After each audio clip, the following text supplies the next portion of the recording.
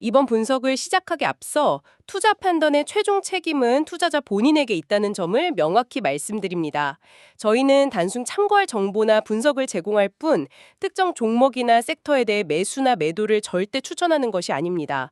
안녕하세요. 오늘 저희가 아주 흥미로운 기업을 좀 깊게 들여다보려고 합니다. 바로 스태그웰. 티커 심볼은 STGW인데요. 네, 스태그웰. 오늘이 2025년 10월 21일인데 오늘 기준으로 주가가 5.42달러? 어제보다 한 3.44% 정도 올랐더라고요. 아, 좀 올랐군요. 네, 요즘 시장에서 좀 주목받는 것 같은데 이 회사가 재밌는 게 전통적인 광고 시장의 강자들 있잖아요. WPP나 옴니컴 같은 그렇죠. 거대 기업들이죠. 거기에 맞서는 도전자다 이런 평가가 있더라고요. 네, 그런 이미지가 확실히 있습니다. 그래서 저희가 오늘 여러분께서 제공해 주신 여러 분석 자료들, 재무 데이터나 시장 보고서 같은 것들을 쭉 보면서 이 스태그웰이라는 회사의 진짜 모습, 그 핵심을 좀 파악해 보려고 합니다. 네, 좋습니다. 자료들이 꽤 상세해서 이야기할 거리가 많을 것 같아요. 오늘 저희 목표는 이겁니다. 스태그웰이 그냥 광고 회사가 아니라 어떻게 차세대 마케팅 솔루션 회사로 변신하고 있는지, 그렇죠. 그 지점이 중요하죠. 네, 비즈니스 모델은 어떻고 재무 상태는 괜찮은지, 또 경쟁은 얼마나 치열하고 거기서 어떻게 살아남으려 하는지, 그리고 앞으로 성장 가능성은 있는지 이런 것들을 제공된 정보 안에서 최대한 입체적으로 한번 이해해 보는 거죠. 네, 이 도전자 스태그웰의 실체를 한번 제대로 파헤쳐 보시죠. 자, 그럼 먼저 스태그웰이 도대체 뭘 하는 회사인지부터 좀 자세히 알아볼까요? 그냥 광고 만들고 TV나 신문에 광고 내보내고 그런 옛날 방식은 아니라고 들었거든요. 아, 네. 그게 아주 중요한 포인트입니다. 스태그웰은 스스로를 단순 광고 대행사가 아니라 차세대 마케팅 네트워크라고 부르거든요. 차세대 마케팅 네트워크요? 좀 더 구체적으로 설명해 주실 수 있을까요? 그러니까 예전처럼 광고 제작 따로, 미디어 구매 따로, PR 따로 이렇게 분절된 게 아니고요. 요즘 기업들이 필요로 하는 디지털 전환 지원, 또 데이터 분석을 통해서 소비자를 깊이 이해하는 것, 그리고 거기에 맞는 창의적인 컨텐츠, 즉 크리에이티브를 만들고 이걸 효과적으로 전달하는 커뮤니케이션 전략까지 이 모든 걸 하나로 묶어서 제공하는 거예요. 아, 통합 솔루션이군요. 맞습니다. 통합 솔루션. 스태그웰의 구조를 보면 크게 세 가지 네트워크 축이 있어요.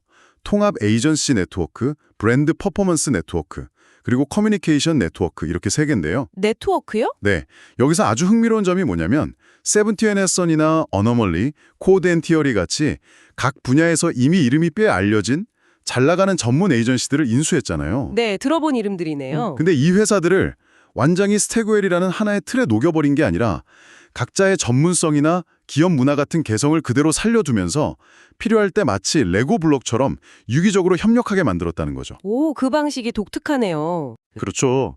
뭐랄까, 각자 다른 초능력을 가진 전문가들이 모인 어벤져스 팀 같다고 할까요?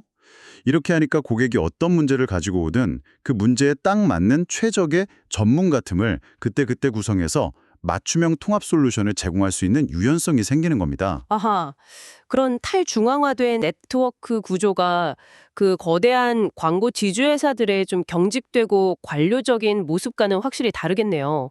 시장 변화에 훨씬 빠르게 움직일 수 있는 힘이 되겠어요. 정확합니다. 그게 스태그웰이 내세우는 강점 중 하나죠. 민첩성이요. 여기서 또 스태그웰이 유독 강조하는 게 있다고 들었는데 디지털 우선주의라고요. 네, 맞습니다. 스태그웰은 모든 전략의 중심에 디지털을 두고 있어요. 그냥 구호가 아니라 실제 사업 방향이 그렇습니다.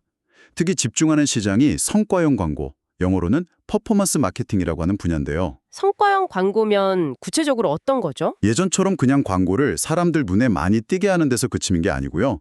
데이터를 아주 면밀하게 분석해서 이 광고가 실제 비즈니스 성과, 예를 들면 웹사이트 방문자 수 증가나 실제 제품 판매량 증가, 신규 고객 확보 같은 구체적인 결과로 이어지는지를 계속 측정하는 거예요. 아하, 단순히 노출이 아니라 실제 성과를 본다. 그렇죠. 그리고 그 측정 결과를 바탕으로 광고 전략이나 소재, 타겟팅 같은 것들을 거의 실시간으로 계속 바꿔가면서 최적화하는 거죠. 광고주 입장에서는 예산이 정말 효과적으로 쓰이는지 투명하게 알 수 있고 효율을 극대화할 수 있으니까 매력적일 수밖에 없고요. 기술적인 부분에 대한 투자도 꽤 많이 한다고 들었어요. 자체 기술 개발에도 힘쓴다고요. 네, 맞아요.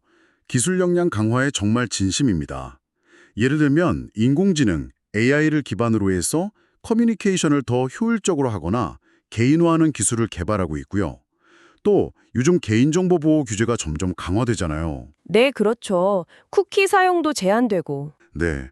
그래서 그런 쿠키 정보 없이도 사용자를 효과적으로 타겟팅하고 광고 성과를 분석할 수 있는 그런 플랫폼 기술도 자체적으로 개발하고 있어요. 특히 주목해야 할 게 스태그웰 마케팅 클라우드라는 건데요. 스태그웰 마케팅 클라우드요? 그건 뭔가요? 이게 일종의 소프트웨어 및 데이터 플랫폼인데요. 이걸 통해서 스태그웰이 가진 여러 마케팅 기술이나 솔루션들을 서비스형 소프트웨어, 즉 SaaS나 서비스용 데이터, DAS 형태로 고객들에게 제공하는 거예요. 아, 그러니까 단순히 일회성 프로젝트를 하는 게 아니라 구독형 서비스처럼 기술 솔루션을 판다. 그렇죠. 이렇게 되면 단순 서비스 계약에 의존하는 것보다 훨씬 안정적이고 반복적인 수익을 창출할 수 있게 되거든요. 이건 스태그웰이 단순한 마케팅 서비스 회사를 넘어서 어엿한 기술 기업으로 진화하려는 아주 강력한 의지를 보여주는 대목이라고 할 수 있습니다. 미래 시장 변화에 선제적으로 대응하려는 중요한 전력인 거죠. 와, 비즈니스 모델이나 전략이 생각보다 훨씬 더 정교하고 미래지향적이네요. 그럼 이런 전략들이 실제 숫자로, 그러니까 재무 성과로는 어떻게 나타나고 있는지 한번 살펴보죠. 최근 실적이 꽤 괜찮았다고 하던데요. 네, 맞습니다. 가장 최근 실적인 2024년 3분기 실적을 보면 스태그웰의 성장 전략이 잘 먹히고 있다는 걸 알 수 있어요. 총 매출이 7억 1,100만 달러를 기록했는데 이게 전년 같은 기간보다 15%나 증가한 수치입니다. 오, 15%면 상당한 성장률인데요. 그렇죠. 그리고 조정 이비타, 그러니까 이자, 세금, 감가상각비 빼기 전 영업이익도 1억 1,000억 100만 달러를 기록했어요. 단순히 매출만 늘어나는 게 아니라 수익성도 같이 좋아지고 있다는 점이 아주 긍정적이죠. 구체적으로 어떤 분야에서 그렇게 성장이 두드러졌나요?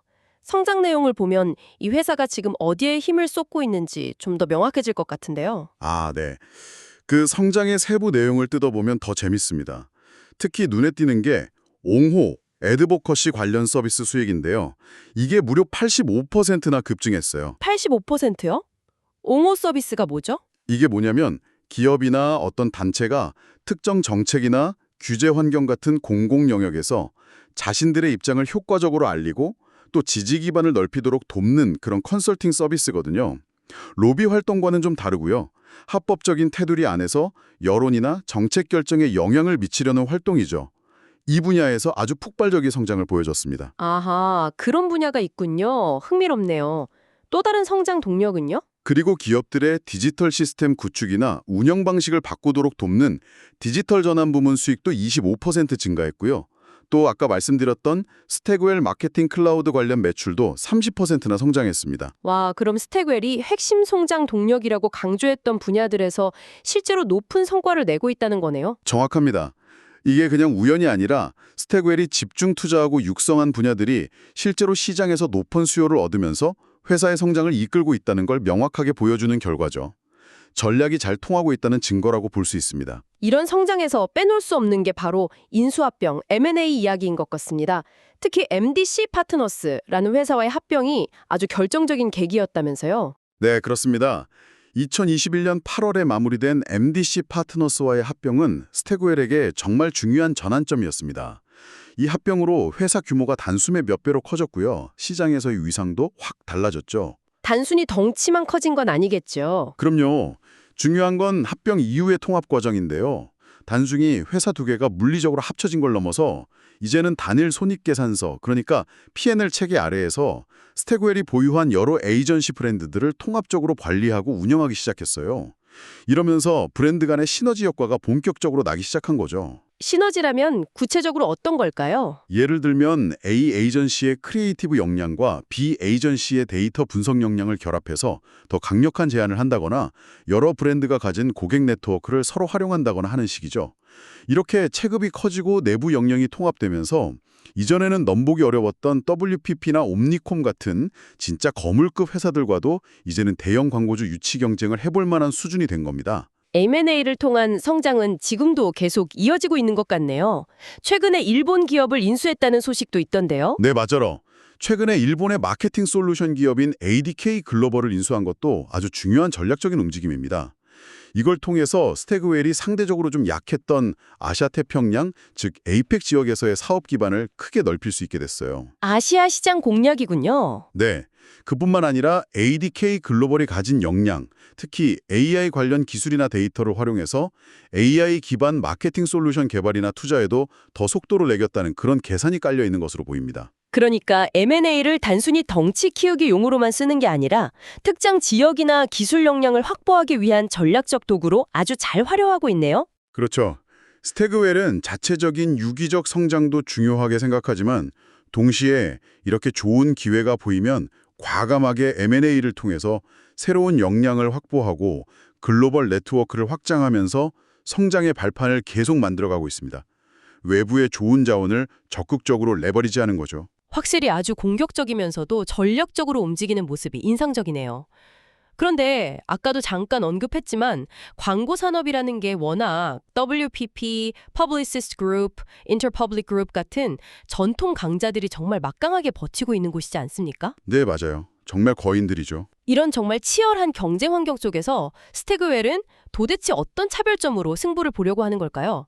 우리만의 무기는 이것이다 하는 게 있을까요? 좋은 질문입니다. 스태그웰 스스로가 가장 강조하는 차별점, 자기들의 정체성이라고 할 수 있는 것은 바로 문화를 움직이는 창의성, Cultural Moving Creativity과 최첨단 기술, Leading Edge Technology, 이 두 가지의 결합입니다. 창의성과 기술의 결합이요. 네, 그러니까 사람들의 마음을 사로잡고 사회적인 반향을 일으키는 그런 창의적인 아이디어나 캠페인 능력, 이게 어떻게 보면 마케팅의 예술적인 측면이잖아요. 그렇죠. 감성적인 부분이죠.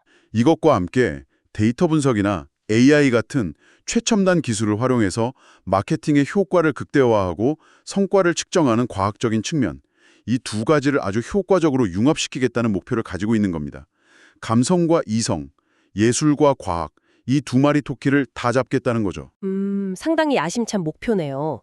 그럼 구체적으로 스태그웰이 경쟁사들보다 좀 더 낫다, 혹은 앞서 나갈 수 있다, 이렇게 내세울 만한 강점들은 뭐가 있을까요? 지금까지 나눈 이야기들을 좀 종합해보면 몇 가지로 정리될 것 같은데요. 네, 몇 가지 핵심적인 경쟁 우위를 짚어볼 수 있을 것 같습니다.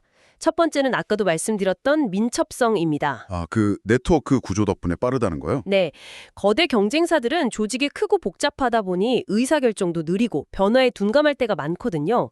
근데 스태그웰은 상대적으로 유연한 네트워크 구조를 가지고 있어서 계속 변화하는 고객들의 요구사항이나 시장 트렌드에 훨씬 빠르고 기민하게 대응할 수 있다는 장점이 있죠. 네, 그건 확실히 강점이겠네요. 그리고 또 뭐가 있을까요? 두 번째는 역시 기술적인 부분입니다. 특히 스태그웰 마케팅 클라우드를 중심으로 한 고도화된 기술 및 데이터 역량이요. 자체 기술 플랫폼. 네, 단순히 남의 기술 가져다 쓰는 게 아니라 AI나 데이터 분석 관련해서 자체 기술 개발에 계속 투자하고 있잖아요. 이건 스태그웰을 그냥 광고 대행 업무만 하는 회사가 아니라 기술 솔루션을 제공하는 파트너로서의 입지를 더 단단하게 만들어주는 중요한 요소입니다. 그리고 세 번째는 뭐가 있을까요? 세 번째는 통합적 솔루션, 인티그레이트 솔루션 제공 능력입니다. 아까도 이야기했지만 과거에는 기업들이 마케팅을 하려면 디지털은 A사에 맡기고 광고 제작은 B사에, 미디어 구매는 C사에, PR은 D사에 이런 식으로 여러 대행사를 써야 했잖아요. 네, 복잡했죠. 근데 스태그웰은 이 모든 서비스를, 즉 디지털, 크리에이티브, 미디어, PR, 데이터 분석 등을 한 곳에서 그것도 아주 유기적으로 연결해서 제공할 수 있다는 겁니다. 고객 입장에서는 여러 파트너랑 따로따로 소통할 필요 없이 한 곳에서 원스톱으로 마케팅 관련 고민을 해결할 수 있으니 훨씬 편리하고 효율적이겠죠? 마지막으로 하나 더 꼽자면 M&A 능력도 빼놓을 수 없을 것 같아요. 네, 맞습니다. 네 번째 경쟁 우위는 성공적인 전략적 인수합병 역량입니다.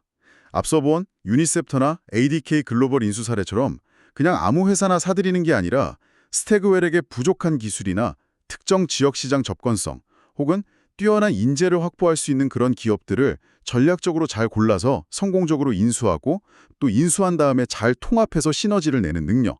이것도 계속해서 회사의 역량을 업그레이드하고 글로벌 네트워크를 빠르게 확장하는 데 아주 중요한 동력이 되고 있죠. 네 가지 강점, 그러니까 민첩성, 기술 데이터 역량, 통합 솔루션, 그리고 전략적 M&A 능력. 이렇게 정리할 수 있겠네요. 그렇죠. 이 모든 강점들을 다 종합해서 좀 더 큰 그림에서 보면 스태그웰은 기존의 광고업계 강자들과는 확실히 다른 아주 독특한 위치를 만들어가고 있다고 볼 수 있습니다. 단순히 덩치만 키우는 경쟁이 아니라 기술과 창의성, 그리고 네트워크의 유연성이라는 세 가지 축을 아주 영리하게 결합해서 차별화된 가치를 창출하고 있는 거죠. 어떻게 보면 전통적인 광고 회사가 가진 창의적인 감수성과 요즘 잘 나가는 기술 컨설팅 회사가 가진 데이터 분석 능력과 문제 해결 능력을 합쳐놓은 듯한 그런 모습이랄까요? 와, 설명을 들을수록 점점 더 흥미로워지네요. 자, 그럼 이제 많은 분들이 가장 궁금해하실 만한 부분으로 넘어가 보겠습니다. 바로 스태그웰의 주가 전망, 그리고 투자 관점에서의 이야기인데요. 월스트리트 분석가들은 스태그웰을 대체로 어떻게 보고 있나요? 좀 긍정적인 편인가요? 네, 대체로 긍정적인 시각이 좀 더 우세한 것 같습니다.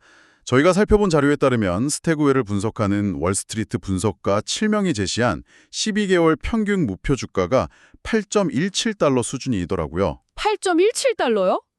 지금 주가가 5.42달러니까. 네, 현재 주가 대비해서 보면 상당히 높은 수준의 목표가죠. 그만큼 상승 여력이 아직 꽤 많이 남아있다고 보는 겁니다. 심지어 분석가들 중에서 가장 높게 제시한 목표 주가는 10달러에 달하기도 하고요. 10달러면 거의 2배 가까이. 와, 그렇죠.